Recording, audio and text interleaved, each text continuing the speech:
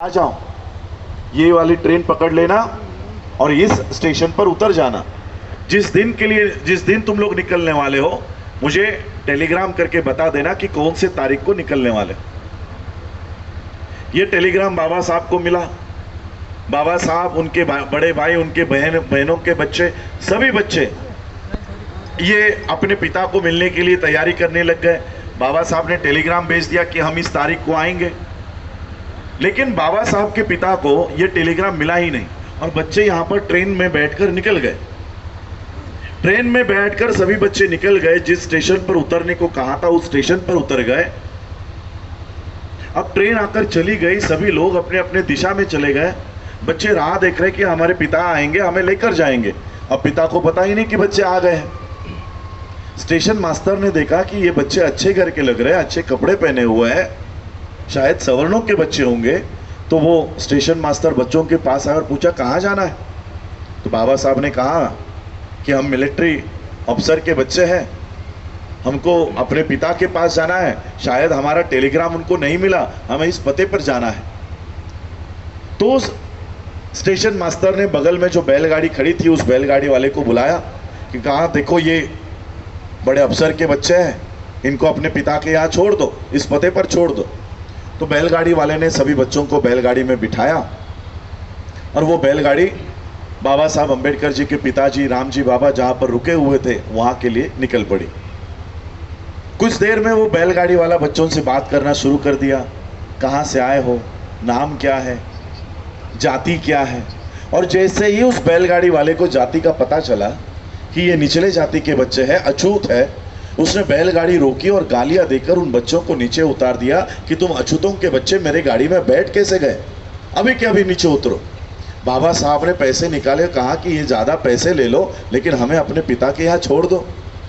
अब ज़्यादा पैसों के लालच में बैलगाड़ी वाले ने कहा कि ठीक है, लेकिन तुम लोग अछूतों के बच्चे हो इसलिए मेरी गाड़ी में बैठ नहीं सकते, तुम लोग मेरी गाड़ी के पीछे पीछे पैदल पैदल चल कर आओ।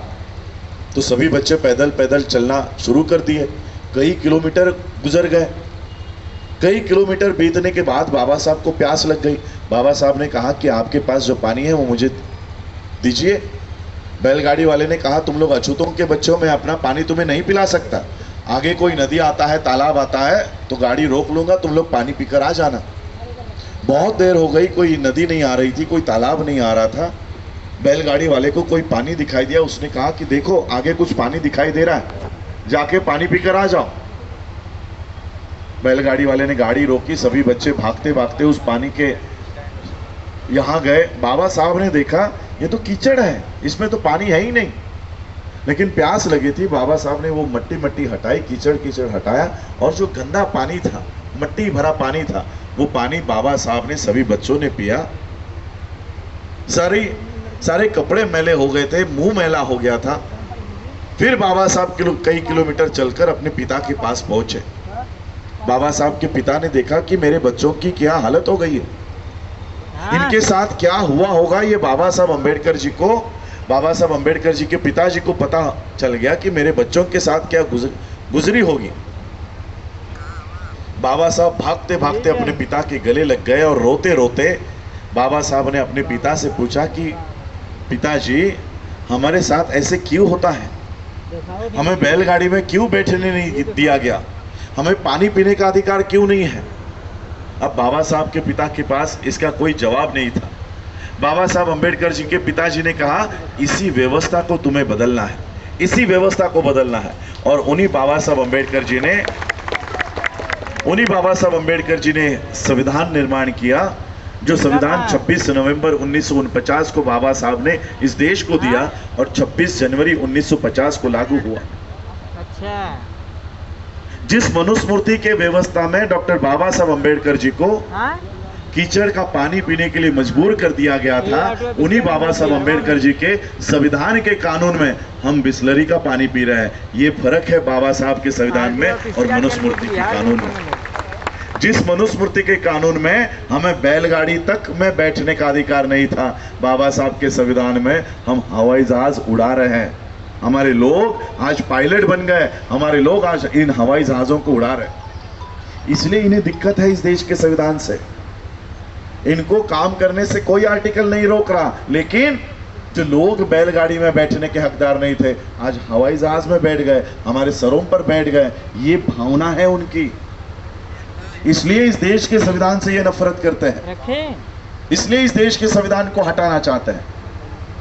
कल ही मेरी सुप्रीम कोर्ट के लॉयरों से बात हुई है, जजेस से बात हुई है, और ये जो कोई मंडलेश्वर है यतीन्द्र नाथ, मैं आपको शब्द देता हूं, गारंटी देता हूं, आने वाले 6 महीनों में इसकी नागरिकता रद्द करवाकर इसको देश से बाहर निकाल देंगे।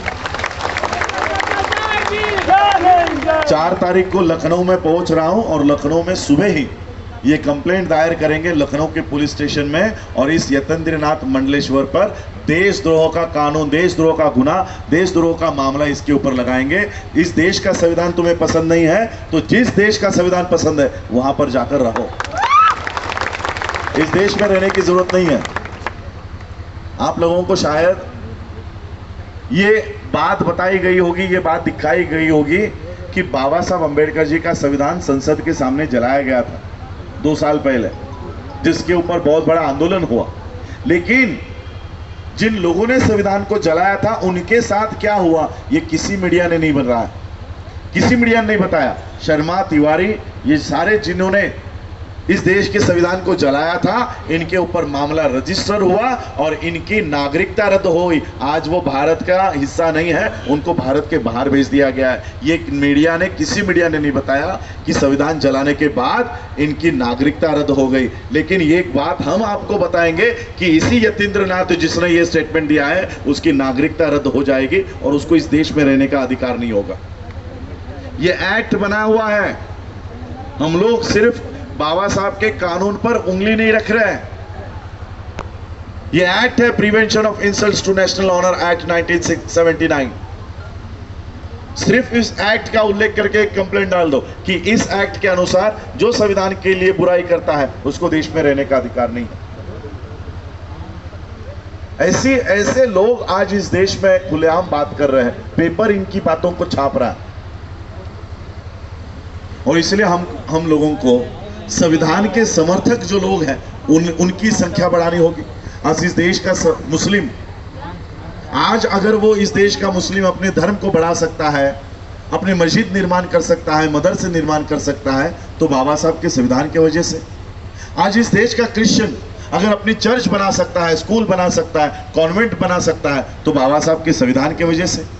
इस देश का सिख अगर इस देश में गुरुद्वारा निर्माण कर सकता है तो बाबा साहब का संविधान उनको अधिकार देता है। अगर इस देश का सिख हो, क्रिश्चियन हो, मुस्लिम हो, बुद्धिस्ट हो, अगर इस देश के संविधान के वजह से वो अपने अपने धर्म का प्रचार कर पा रहे हैं, तो क्या देश के संविधान को बचाने के लिए इनको साथ में नहीं लेना चाहिए? तो इसलिए हम इस बहुजनों के आंदोलन को खड़ा कर रहे हैं कि इस देश के संविधान को बचाने की जिम्मेदारी केवल एक वर्ग की नहीं है। इस देश के संविधान के अधिकार हम सबको मिल रहा है, और जो इस देश के संविधान में अपने अपने धर्म